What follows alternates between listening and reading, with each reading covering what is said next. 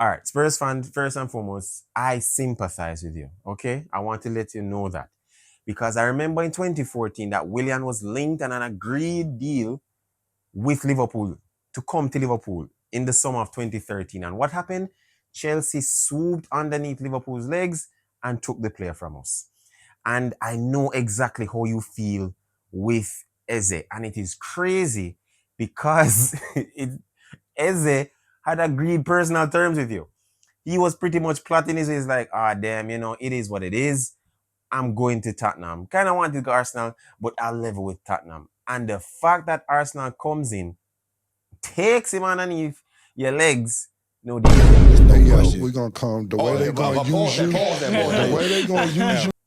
And then just say, you know what, let's just sign him and get it over with. Is absolutely crazy work. Eberiche Eze is going to Arsenal for 68 million pounds. Arsenal have triggered the release clause from the Crystal Palace number 10 slash winger, and he's on his way to the Emirates. Ladies and gentlemen, I don't want to hear any complaints from Arsenal regarding not winning a trophy this season.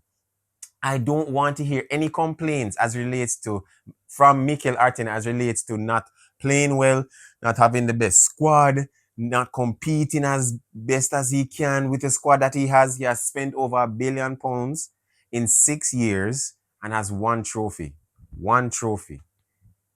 And now he has signed one of the best players in the league in Eze, who completely kind of shelled down Liverpool in the Community Shield and Manchester City in the FA Cup final. They have gotten a great player. Now, what does this mean? It means that the ceiling has been raised. He is that guy. He is the one that is a maverick. He is the one that's not going to be like an Odegaard and control and pass around. Nah, he might go drive at you. He's going to be that player that is going to run at you completely and is going to create chances. And what this also means, two things, is that it takes the stress off Saka. So in Liverpool, they got Florian Wirtz that is able to take the stress or take the load from Salah in terms of always getting the ball, trying to create chances.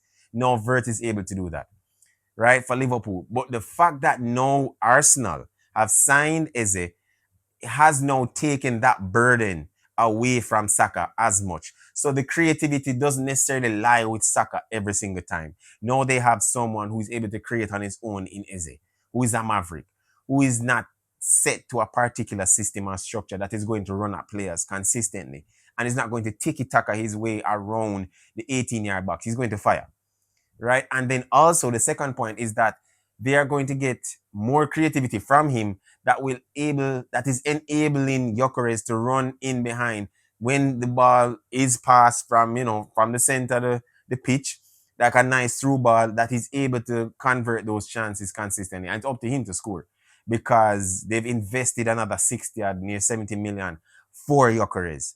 So there are no excuses. And I know Arsenal fans, the Gunners fans are raving. I know persons on AFTV are going to be raving. I know my own friends and my own cousins going to be raving about this kind of signing. And that pushes them. I think right now, barring Liverpool not getting Isak, pushes them to be title favourites. Yes, Liverpool has spent over 100 and odd on Verts. And I'm not conceding that. To be honest, I take it back. They're close to title favourites. Liverpool are still title favourites. But I think that raises and pushes Arsenal just a little bit further away from Manchester City because we're still getting used to Manchester City in terms of the new development, the new players. Reinders played a great game in the first game week, but will that continue for the rest of the week? It might not. We don't know. But I think this is a great signing for Arsenal. And for the careers of Eze, he has been that player in the league. And now he has the opportunity to play against the world best in the Champions League, against the Madrids, against the PSGs, against the Manchester Cities and the Bayern Munichs and the Barcelonas. He's able to play that game against the Yamals. And that is something that I think was missing in his career, to play against the best. And what I think also it just came to mind is it's almost like Arsenal got getting Eze is like Manchester City getting Jack Grealish. Unfortunately for him, his career has plummeted severely. But hopefully for Arsenal, that's not the case for how Eze is supposed to be. because Eze is supposed to be leading that line. But great signing. Again, all eyes are on Arsenal because now they believe that they're going to win the title, which deem is fear, very, very fear, pushes them closer to winning and also probably winning the Champions League. We don't know. We don't know. But what I do know is that there are no more excuses when it comes on to Arsenal spending and who Arsenal has signed.